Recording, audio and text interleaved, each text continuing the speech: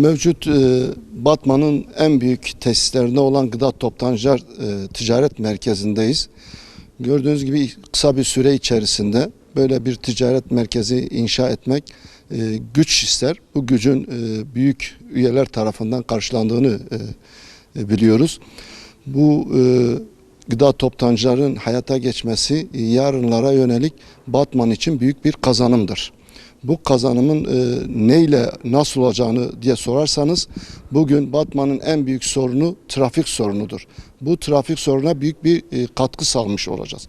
Mevcut buraya gelen bütün araçlarımız artık şehire inmeden direkt gıda toptancılar merkezine gelecek. Bu da mevcut ana yollardan diğer çevre yollarını kullanarak siteye gelecek ve burada park alanı olarak kendi araçlarını burada bırakacaklar.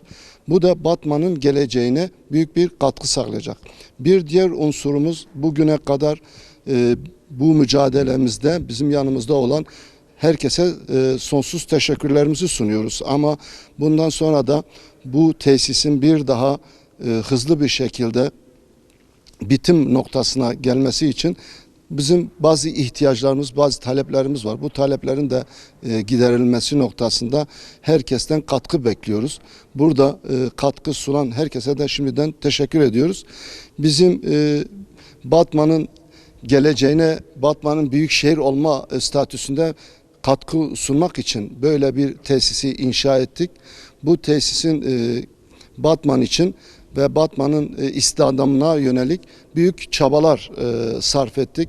Bizim Batman sevdamız, Batman'a olan katkımız bundan dolayı geliyor. Bunu mücadelesini verirken de ister istemez bazı zorluklar yaşadık ama kolaylıklar da yaşadığımızı biliyoruz. Bugünden sonrasını da düşünerek bizim altyapıyla ilgili ciddi manada bazı sorunlarımız var. Bu sorunların giderilmesi için de mülki amirlerimizden, büyüklerimizden desteklerini bekliyoruz. Bize bugüne kadar sundukları bütün katkılarından da teşekkür ediyoruz ama bundan sonra da bizi unutmasınlar. Biz hala buradayız. Onları burada görmek istiyoruz. Buradaki tesisi görmelerini de tavsiye ediyoruz. Şu anda burada 171 tane biner metre dükkanlarımız var. Burada her dükkanda en az 10 ile 20 arası insan sayısı olarak çalışma, istihdama yönelik bir çalışma olacak.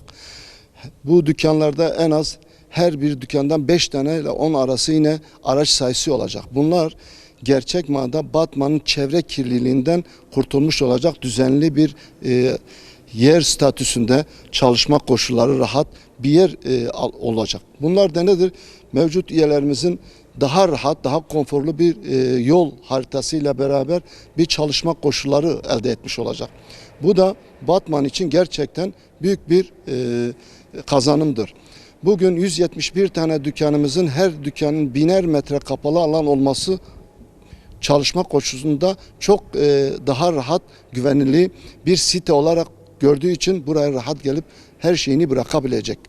Bunun için biz Batman için Batman'ın büyük şehir olma özelliğini taşıdığından dolayı böyle kümeleşmiş STK'ların, kümeleşmiş bu tür oluşumların olması Batman için önemli bir şeydir. Bizim zaten gelen mülki amirlerimiz, Batman valimiz, Batman milletvekilimiz bu tür şeylere çok önemsiyorlar.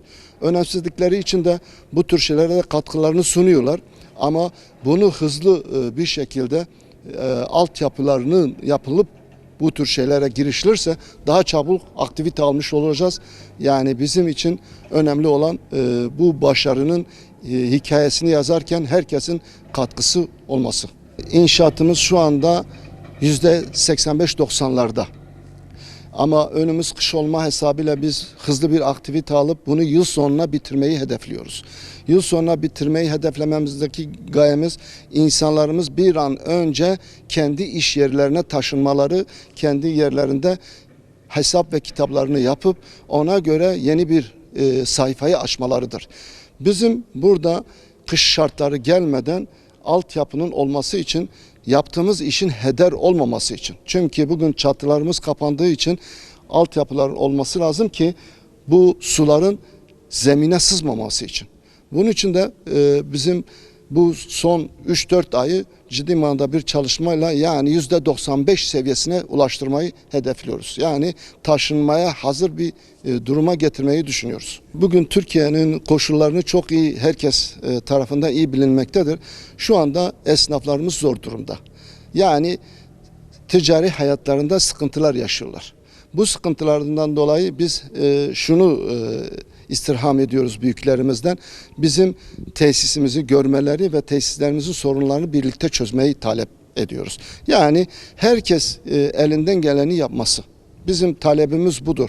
Yani böyle bir tesisin kısa bir süre içerisinde, 2,5 yıl içerisinde böyle büyüklükte ve Güneydoğu'da ilk olan böyle bir kapısı bir yerin yapılması. Gerçekten bunun en büyük müsebbili olan mülki amirlerin bize verdiği cesarettir. Bu cesaretle biz bu işe girdik ve kendi saf imkanlarımızla, olanaklarımızla bugüne kadar bunu getirdik. Ama bizim de gücümüzün bir yere kadar artık bundan sonra da talebimiz büyüklerimizden burayı görmeleri. Altyapı ciddi manada ekonomik olarak güçlü bir finansın olması lazım ki bu işin altından kalkabilmemiz. Ama biz birlikte inşallah büyüklerimizin desteğiyle burada büyük sorunları çözeceğimize inanıyoruz. Tabii ki ben şunu da dile getireyim. Başta bugünkü burada çalışan tüm ekiplerimize, yönetimimize, herkese teşekkür ediyorum. Çünkü cani gönülden burada bir çalışma koşulları içerisinde çalıştık. Hafta sonu demeden de çalıştık. Biz sırf buranın bir an önce bitmesi, buranın önce bittiği zaman herkesin kendi yerine kavuşmasıdır.